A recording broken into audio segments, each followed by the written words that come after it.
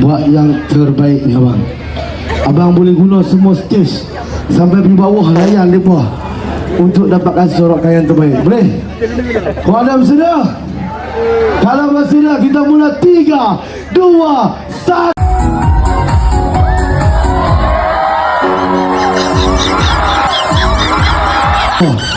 Untuk dapat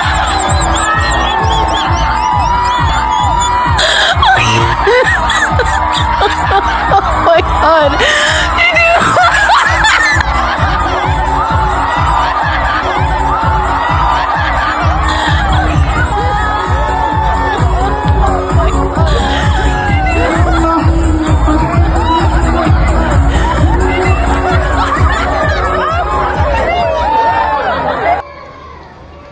siapa sokong peserta yang kedua?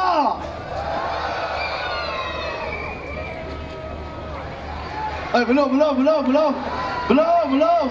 Nanti. Siapa sokong peserta yang ketiga?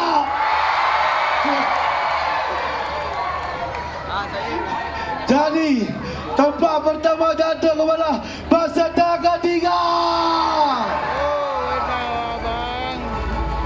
Mr. Brother itu.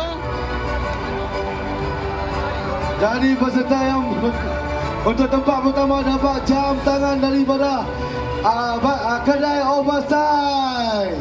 Pak, terima kasih Pak. Tak mau okey. Oh my god.